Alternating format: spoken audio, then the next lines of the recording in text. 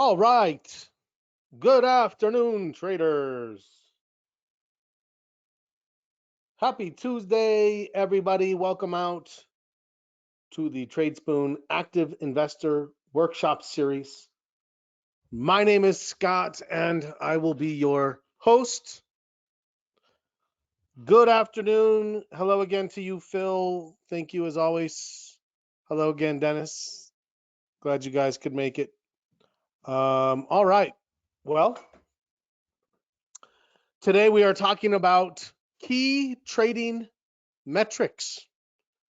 And I don't mean post-trading metrics, right, for analytics, although that is something I definitely find to be very valuable. If you don't keep a log that generates analytics about your trades, how many wins and losses, winning percentage, losing percentage, average win, average loss, etc. I think that you should, but this is talking about as we build trades metrics, trading metrics, right? Estimated move. How far do we think it's going to go? That's going to help us plan the right trade. The probability of success. I will show you a probability model that is very it's platform oriented. It's on my trading platform at Thinkorswim. It's more of an options type predictive probability model. If you like the tool, you can look into where you can find something similar. And we're going to talk about return on capital, and I think this is my own extension, return on risk. These are all metrics that I want to consider and do consider on just about every trade, if not every trade, prior to actually pulling the trigger. So understanding when I get in, what I'm looking for by way of not just the direction, but the acceleration. How far is it going to go? How long is it going to take?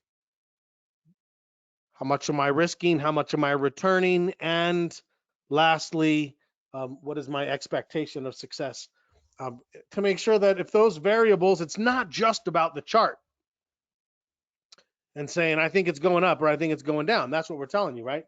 There should be much more built into your trades and what you consider your due diligence before you trade.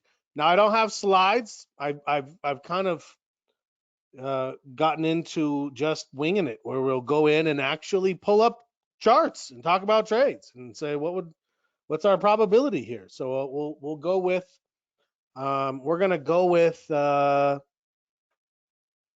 what I saw was the closest trading signal in the trading room this afternoon. So for those of you who were there, you'll probably have a good sense of it because we've already looked at it. For those of you who are just coming to this, we went through a watch list that we maintain, and there was a stock in there that we considered to be the closest. It's a healthcare stock, UNH. So we'll look at that as our live example and talk about it. So, yep, sorry, I'm just kind of yapping. Let me get into it. A little bit of my bio about me. I've been trading for over 20 years. I have been teaching, coaching, mentoring for about 18 of those years. I need to remind you very specifically, as always, that options, trading in particular, or excuse me, trading in general, options in particular can involve substantial risk, may not be suitable for all investors. Please read characteristics and risks, standardized options prior to investing in them. Evaluate any strategy prior to use to understand risk and suitability. You must be aware of the risks, be willing to accept them in order to trade in these markets. Tradespoon and myself are not investment advisors, not registered with the SEC or FINRA. It should not be assumed that future trade picks will be profitable or will equal past performance. The information in this presentation is provided solely for general education and information purposes. Any strategies discussed, including examples using actual securities and price data, strictly for illustrative and educational purposes. In order to simplify the math, commissions, fees, margin interest, and taxes have not been included in the examples used in this presentation. Those costs will impact the outcome of your results and should be considered. Lastly, I and or the team of Tradespoon may have a financial interest in the securities presented in the trade picks. Vlad Karpel, Tradespoon founder, is also an investor and a consultant of AOS Inc., which does business as Trading Block and Money Block, a FINRA an SIPC member broker-dealer firm. Tradespoon and AOS are not affiliated companies, and each firm's material not endorsed by the other. Okay. Let's go talk about it. So, as I said, we're talking about just a few core variables in today's market, and that is going to be return on capital / return on risk, probability of success, estimated move. So let's go in and let's talk about UNH as an example. Now I'm going to kind of go in reverse order, or more of a random order, I guess. But when we talk about probability of success, it depends on what you need for success. And that is going to be determined by the type of trade that you build. One of the things that we'll do in these active investor workshops, and if you've never seen, there is an archive with all of them. So you can go back and look at previous topics. If we talk about a specific strategy that you're interested in, a particular indicator, something along those lines, that's available to you. Just go in and take a look at the archives. A lot of information in there. But the type of trade that you take is going to be very much instrumental in determining these different metrics.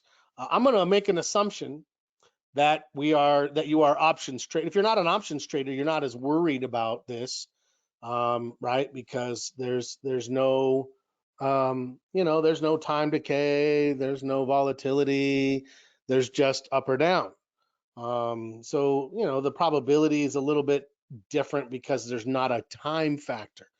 When we look at measuring volatility, so let me go ahead and show you.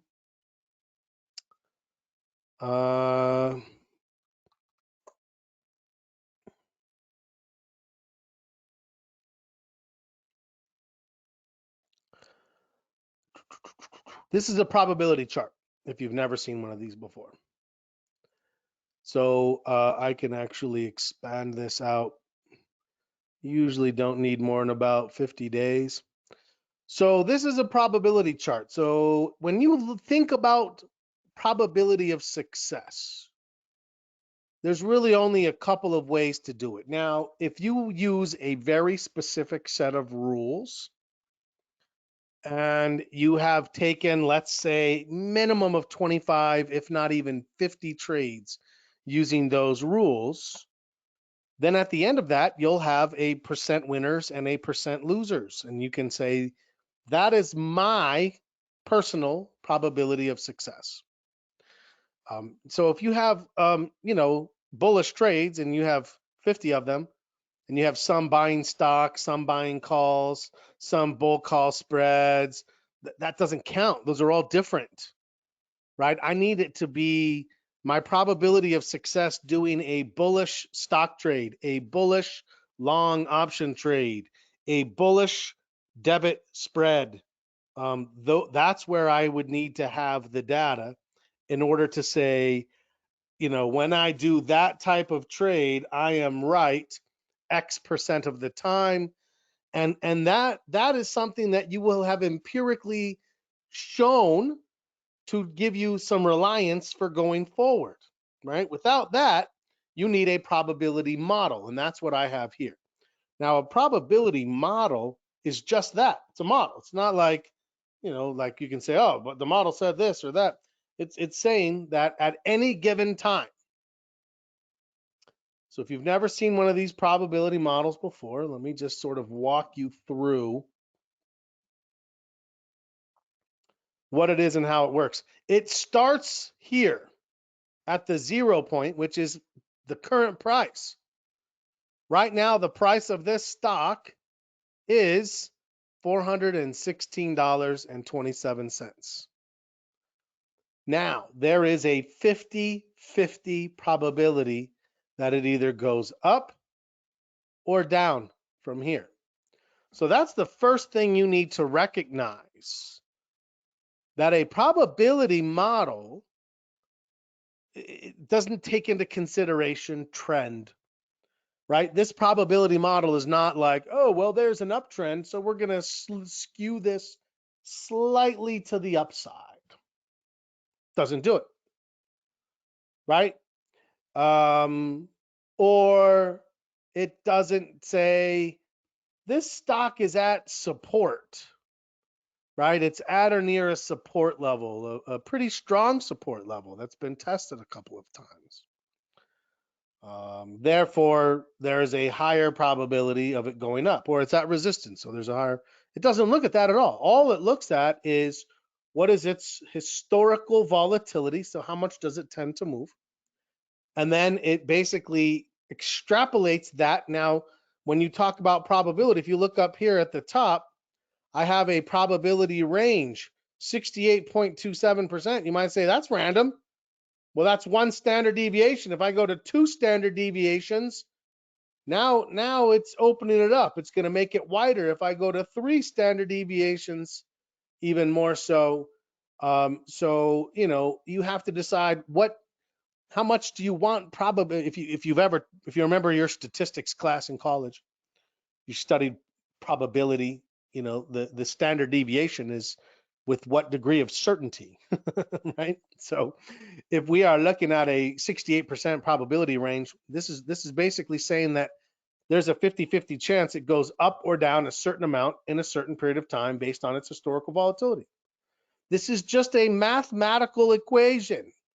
It is not an analytical like, oh, it's going to be at 433.14 by September 10th. No, what it's saying is there's an equal chance that it's at 43.14 and 399.09, and there is a 68% chance that it's somewhere in between, right? Which means theoretically there's a 50% chance it goes up this way, 50% chance it goes down that way, and there is a 34% chance that it's in this range here, and a 34% chance it's in this range here by that date. So that's why it's so important that when we think about, you know, how much do we think it's going to move? What is the potential for that, right? What is the potential for that? If you have any questions, please spit it out at me. But what people tend to use this for would be to, let's say, I mean, I'm going to build my trade based on trend, support, and resistance. That I know is not going to be taken into account. It's just not going to be taken into account. I have to take that into account. What I'm going to look at is what's the probability that it gets up to a certain level. So if I have a target of, let's say my target is 450, and it's in 2 weeks. Well, here's 2 weeks, and 450 is way up here. That doesn't have a high degree of probability that that's going to happen. Now, if I have trend on my side, if I have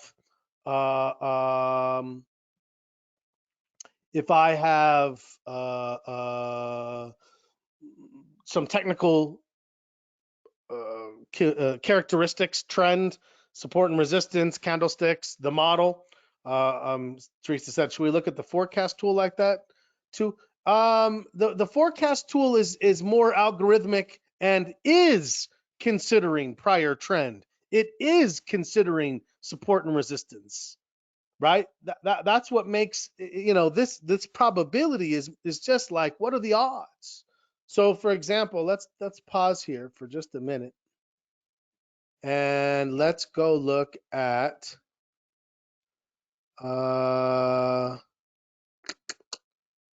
okay, let's look here and let's go to UNH.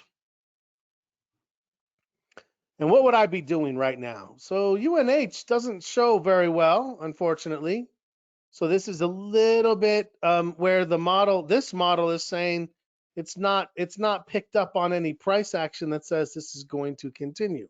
So I would have to look at that and say, do I like it anyways? Because I like, from my own analysis, the healthcare sector? Do I like, from my own analysis, that stock as a healthcare leader? Then I would have to say the model isn't in line with me yet. Let's see if there's any financials that are. So there you go. That's a little bit more, right, where you're seeing that this is saying that Goldman might be picking up. So Goldman, if I look at the projected price out here, this is saying it might get all the way up here to 458. 458 by what day? September 8th. Okay, let's go see. What stock was that? That was Goldman Sachs, GS. So it's saying that by September 8th, it could get up to 458, right? This pricing model says with a 1 standard deviation of certainty that there's only about a 1% chance it gets up to 458 in that time. And 458 here, it's saying, yeah, I mean, 1%, that's it. Does that mean it's not going to happen? No. What it means is that this probability model that is based on, right, it's historical volatility based on a 1 standard deviation range says that there's a 15% chance it gets up to 433. We're at 415 right now. Well, that's not a bad trade. I might still be able to do something with that, but it's not showing. If I can get Goldman. Yeah, I don't know. I might agree. 458, that's way up here. That would take quite an acceleration to get there. So I actually think that maybe the probability model is okay with that. What would I be using the probability model for then? I might use it to help me understand if I'm if I think it's going up to 458, I might look to build a spread trade, right? I might look to build a spread trade where I buy the 420 and sell the 430, right? So I create an out of the money spread. And then I say, well, what's the probability that it's above 430 by September? So I can build that spread for September 30th. So now I'll come out here. You'll notice the September expiration is right here. And I say, what's the odds? What is the probability that it's above 430 by that time? And it's basically saying there's only about a 25% chance, right? There's a 25% chance on this 1 standard deviation that it's above. So I would be able to look at that and say, all right, how do I want to play that? I might decide then that I'm going to build a more conservative spread and then go 410 by 420.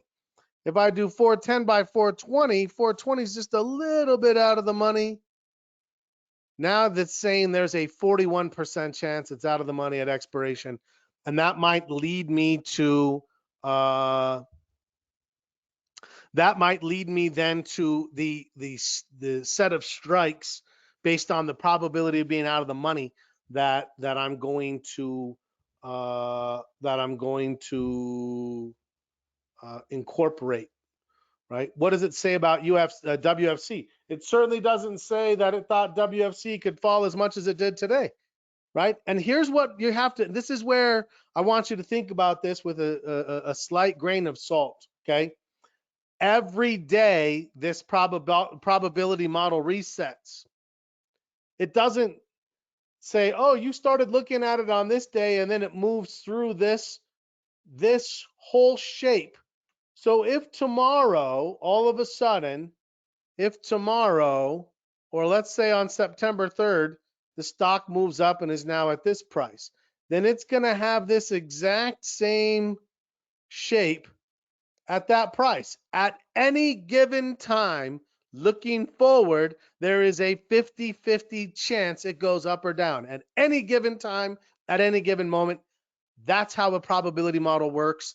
That's what I mean when I say that a probability model doesn't take into account what it's been doing, what its trend is, what's the current momentum, where is supply and demand zones, support and resistance. So I'm going to say right now, I take probability model. It's not a huge and instrumental tool. If it would help you to build strikes, do it. I'll tell you that this is way back. This is when I was working for the Thinkorswim group. So this is before Ameritrade bought Thinkorswim. So I actually worked with the guys who built this platform, and it was very interesting because we had somewhat differing philosophies. Because my philosophy is very much technical analysis oriented, right? If I look at a trade, I'm going to be like, okay, what do I want to do with this? For example, today I had some calendar spreads, some time spreads that had gone a little bit against me, and I said I'm going to hold on to them because the market seems to be at resistance. Thinkorswim, those guys would actually trade not according to support or resistance, but pure probability. If this probability hits this level, put a new trade on, right? And I'm like, well, I don't want to put a new trade on at resistance. I want to see if it's going to bounce down because it's resistance, right? That's where me incorporating technical principles, I feel, provides me a better foundation of data to make decisions from. Because like I said, the technical analysis from yesterday to today, I'm looking at the same chart. But probability analysis from yesterday to today, you're looking at the new probability chart, which now has a different set of circumstances and probabilities than it had yesterday. So that's why if I look at it and I say, oh man, it says there's a 0% chance it gets there. I've had plenty of times where it said it was a very low likelihood of getting there, and then it got there. And every day that it got closer, the probability of it getting there increased. So just again, probability analysis is not like, oh, well, if it says I'm going to be right 50% of the time, as long as I have better than 1-to-1 reward to risk ratio, I'll be profitable. That's not what it's saying. It's saying when it's 50-50, it's saying that, yeah, based on its, like we said, historical volatility, where it is now, for the next 14 days, it has X percent. That percentage will change every day. So that is probability of success. I look at the probability model just to get a sense, but I have a tendency to, record keeping to understand probability. It just takes longer to get there. How does this TOS probability model compare, stack up against using deltas for probability? It's going to be very similar, but a delta, remember, delta for probability is just, if I have an at the money option, let me see if I can show you this real quickly. So we are looking at Goldman. Let me show you delta, theta, gamma. Okay, so right around at the money. So at the money is 413.50. So you can see the 412.50 is a little in the money. What do I have? A delta that's a little bit above 0.52. So what's the probability? 50-50. That's why you see at the money options show a probability of 50%. You can go out to November and you're going to find right around there's 413.50. Here's the closest to the money, 415, 50% volatility, because probability doesn't change until the next day comes or the price moves. So if you notice, by going out in probability, if I go out to April, it's still 50% where it starts. I just have different probabilities on the outliers. So it definitely compares. Good question. Okay, so probability of success. Now, estimated move, much more important, right? If I have a trade on UNH, now the model didn't like it, otherwise I would normally use the model, but I am definitely going to look at when this stock moves. I'm gonna start with this. What did it do last time? What did it do the time before? What about the time before that? What about the time before that? So you can see I have two pretty similar moves. Then these two are not that dissimilar, really, by length and distance. So how long is the move going to take? How far is it going to go? You can see two of them are pretty similar to the other two. So if it's the smaller move, it might only go maybe something like that. Well, let's see. That's not great. Sorry, let me start again. Right, so we could do something like that, and that sort of puts it back to the old high, or something like that, which would put it a little bit higher. That's what I would be looking for right there. So if I'm going to estimate a move, I'm going to look at a stock historically when it moves. What's the length? What's the distance? So that I can say, all right, this is a move from 405 up to 430 approximately. So that's a 25-point move. That puts me with a target up around 441. I'll look at the time. 1, 2, 3, 4, 5, 6 to 7 candles. That's very much in line with my expectations for a swing trade. I mean, you can go back and see when it's uptrending how common this is. There's one. There's a big one right there. There's one. There's one. Those are all pretty similar. So if this thing's going to start trending again, you'll notice those are all going to be very similar in how big they are and in how long they take. How big they are, how long they take. What am I going to use that for? How big a move am I looking for? How long do I think it's going to take? Right? That's going to give me my estimated move.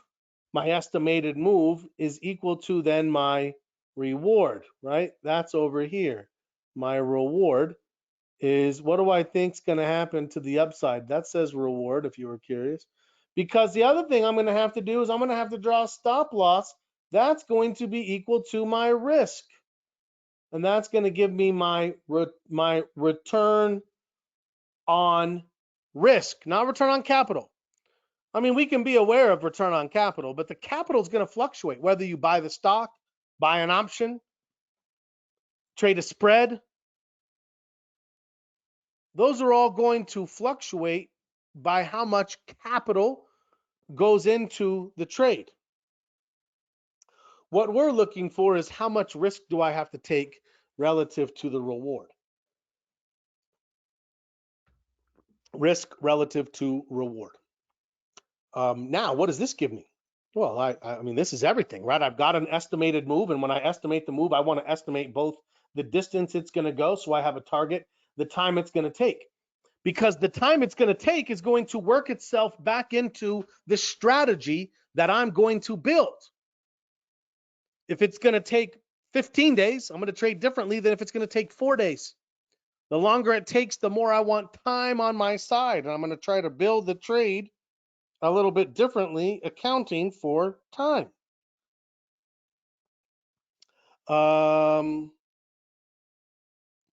the type of option spread, my risk management, right? Is how much risk am I going to take?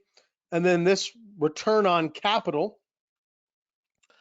And so I'm going to say for me personally, return on capital is not that important. It is not actually a metric. Now, another trader may argue, so I'm not going to say you don't need to think it's important. If you think it is, it's important to you. Make it important to you, right? Nothing has meaning but the meaning we give it. So give it meaning. Why am I saying that? Because risk is what I standardize. I don't have a policy that says I always put $10,000 in a trade, whether I buy $10,000 worth of stock or $10,000 worth of options or $10,000 worth of spreads. That's not the policy. The policy would be I don't risk more than $1,000 in any of those trades. So whichever trade I take, whatever happens with it, if it goes wrong, I still don't lose more than $1,000. So risk is what is standardized. The fact that risk is standardized means that's what I want to compare my return too. If you make $500 off of $1,000 of risk, that's a 50% return on risk. If I make $1,500 on $1,000 of risk, that's 150% return on risk. It is, in fact, I actually will call it an R multiple.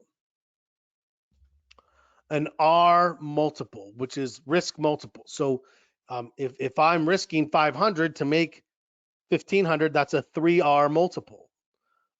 That's how important it is that it gets its own metric. So return on capital, I'm going to morph it slightly and say return on risk is going to be a better standardized metric for what you're analyzing. Probability of success, certainly we want to have an idea of that. Does it have a chance? You know, are we going to bail out if the chance ever slips below a certain amount? Great, that's going to help you manage the trade. Estimated move is so critical. And when you estimate the move, I want you to estimate not just how far do you think it's going to go, but how long do you think it's going to take? And in that regard, you will be much better poised to build and take the best possible trade. Can I use the UNH chart I am reviewing to put on a bull put spread? So for a bull put spread, let's talk about it. Sure, let's take a look. So UNH selling the 410, I like it. Maybe even the 415 at or slightly out of the money. That tends to be what I do now. That's going to be higher probability, right? If you sell a 410, what do you think? As long as it stays above 410, I still believe you need a line in the sand, right? I still believe you need a line in the sand. But let's go take a look. Now, if I were doing this, I'd probably go out to October. Not because I think I need the trade until October, but because it's easier to control my risk, right? And if you notice here, let's put this at 410. What's the probability it stays above 410? 410. So it's about, yeah, it's a little about 50%, really, right? It's about 50-50 from 410, maybe 52%. So then I'll come in here and I'll say, all right, let's go out to October's. Oh, I'm on GS. You're right. You're right. My bad. My bad. UNH.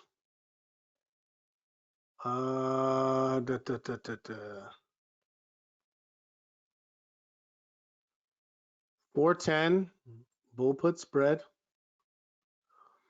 Now this is $10 wide. I could make this $20 wide if I want to.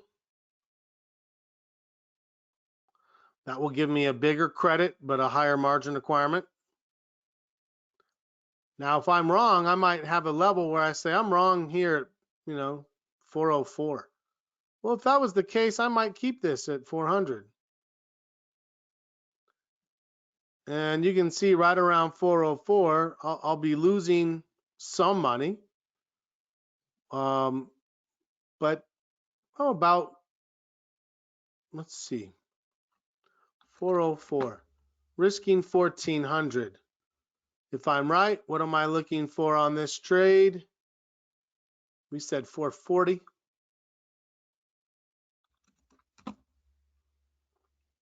$1,400. So you can see I'm not that now. That's without a lot of time. But I'm only getting about 1.5 to 1 on the money. So I'm not a super big fan of that. But if I can get 1.5 to 1 on my money, like this says, and be right 50% of the time, how will I do? Well, let's dial this back, see if I can get close to about $500. That should probably be it right there. So 500 to 800. So make 500, excuse me, make 800, lose 500. Make 800, lose 500. Make 800, lose 500. Every 2 trades, I make $300. So if I'm trading 4 times a week, $600. I mean, that's not bad, right? Depending on the size of the account. So if I make $2,400 a month, 30 grand a year, it's a $100,000 account. It's not bad. 30% return, maybe even a little bit more. That's where you're looking at the totality. There's risk, reward, there's probability. So if I have a 1.5 to 1 reward to risk with a 50% probability, great. If I have a 2.5 to 1 with a 40% probability, great. If I have 4 to 1 with a 30% probability, great. I can live with any of those. I have to be able to see what's it going to look like if I do 10 trades, though. 10 trades, 100 trades, not one trade at a time. That's easy to get overwhelmed on, quite honestly.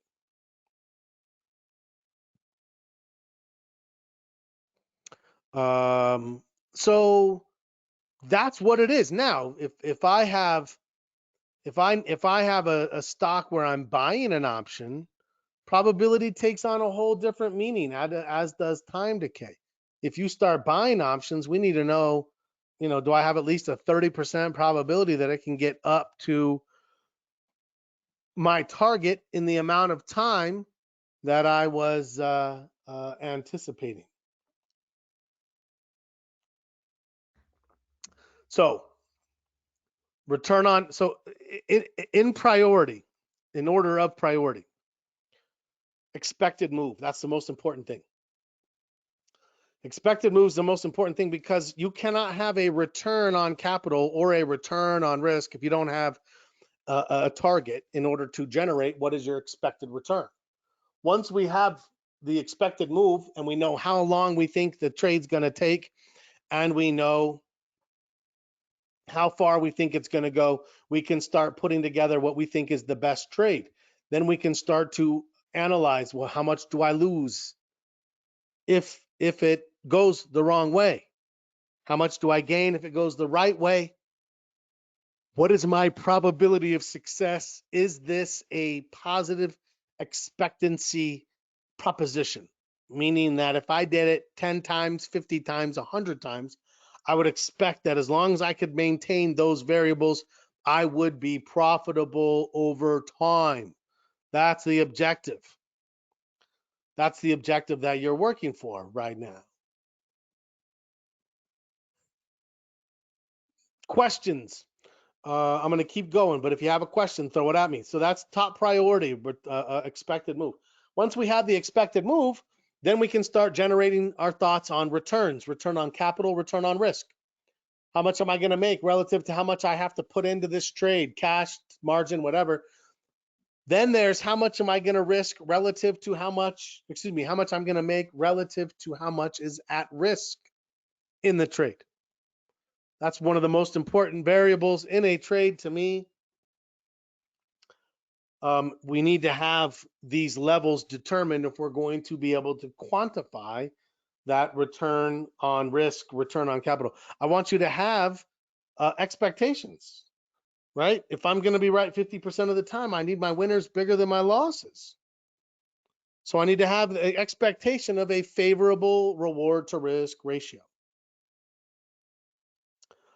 The last consideration as we go through these key trading metrics prior to a trade, the last one is going to be probability of success. As I said, probability models, in my humble opinion, are very limited in what they are able to do. They're very limited by how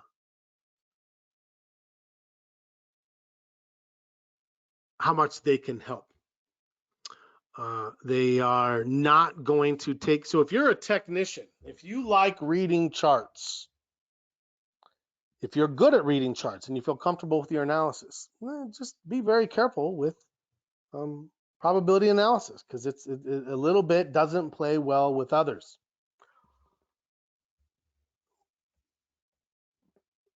For me, it's a lot like Elliott wave, right? Elliott wave, some people just swear by it, but you can't do Elliott wave and then 6 other types of technical analysis. Either or. It's either Kelly or it's something else. So yeah, there you go. Okay. Again, when it comes to the estimated move, just measure, draw lines.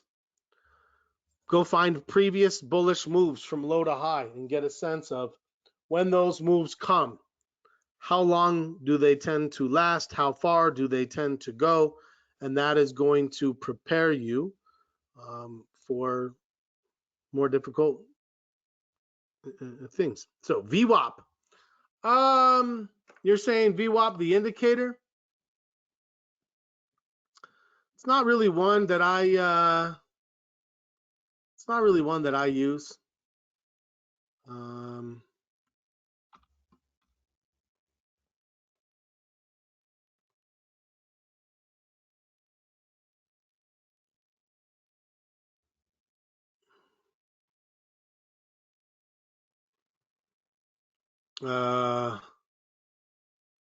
Yeah, I'm not even sure. I'm not even sure if I put that on right because I just simply don't use it. Where's my charts?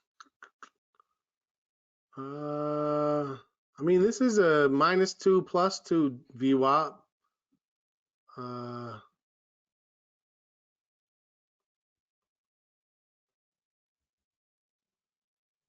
not even sure what the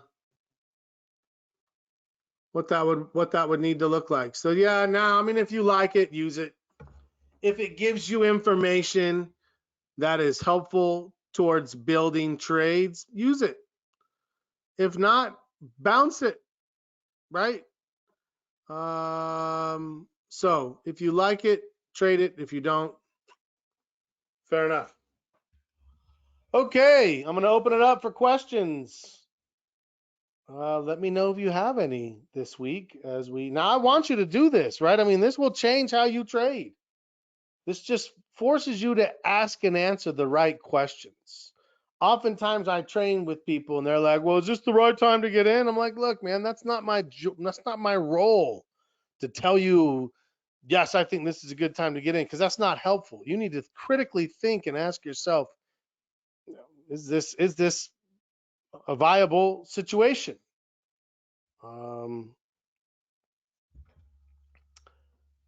Yeah, I mean, could it go up? Maybe.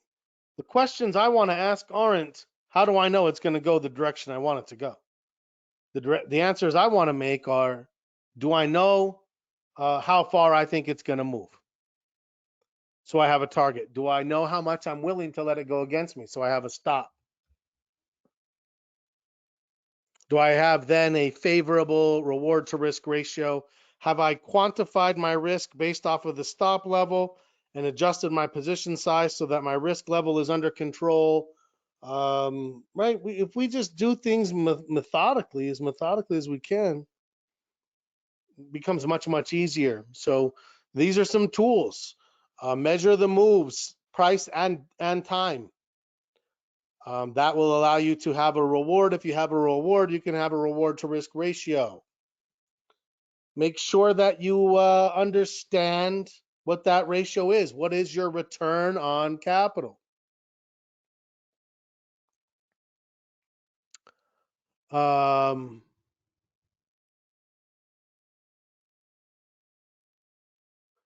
If you use a 0.33% credit times the spread width, would you use that session as a probability of success on risk, or is that not applicable? Well, I mean, if you're doing a 0.33 credit spread, I'm assuming you're out of the money, or at least slightly out of the money. So I don't know, maybe that would be a 50% probability.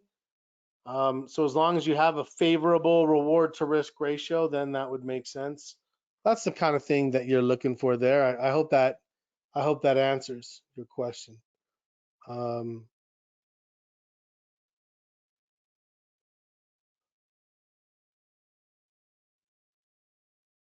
Okay. 33% of the width. So $5 spread, you're looking to get a $1.67 credit. I would think that would work out. You would want to just always make sure you know exactly what the spread is that you're looking at. So,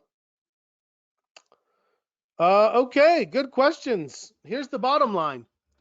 Do your due diligence before you trade, right? Don't just look at the chart. Look at the chart, look at the options, know what your stop is, your target is, your time frame is, how you would manage the trade. The more you can do before you get in the trade, number one, you'll have more filters that will help to eliminate certain things. Implied volatility daily indicator. Is that different than just implied volatility? I mean, I just have straight implied volatility. Yeah, that should just be a daily indicator right down here. Or no, sorry, I usually have it. This is what I would know. Yeah, normally I would have it down here. Implied volatility is a little bit rising. Options are getting a little more expensive, a little easier to sell if necessary. So yeah, that's what I would be looking at. Okay, any other questions? Like I said, the more you ask and answer, not questions about the future. If you're going to ask the future, I highly recommend you get a Magic 8 Ball. And I ask my Magic 8 Ball all my hard questions. Is that true, Magic 8 Ball? Magic 8 Ball says it is certain. So of course it's, always right. But if you're going to ask questions before the trade, ask the right questions. Stop, target, time frame, risk, reward, tactics. When would I scale out or move my stop loss higher? That all makes perfect sense. So I want to do some of that due diligence before I enter the trade. I'm going to do some of that due diligence in an ongoing fashion. That's going to be the methodology that I'm working with. So, all right. Well, good stuff. I don't know what we're talking about next time, but I'm sure it's going to be good. Let me see if I can figure it out. Oh, collars. We're going to do collars. Okay. Okay. I may build a couple of other concepts. Collars is a little bit of a it doesn't do anything strategy. It loses a lot of speculation. So we'll see what else we do in addition to collars. But plan on 2 weeks from today being an advanced options strategy workshop. So I hope you can join me for that. I appreciate you coming out and joining me this afternoon. And your participation. I appreciate it. I hope you guys have a great rest of your day. I hope you join me tomorrow in the trading room. If you haven't joined Tradespoon, I highly recommend it. Best value in the investment education arena. And it's got the best, most charming, most handsome trading room instructors. I just, me and Vlad, we're a great pair. Have a wonderful rest of your day. I appreciate you. I'll see you in 2 weeks, or I'll see you in the trading rooms. As always, happy trading.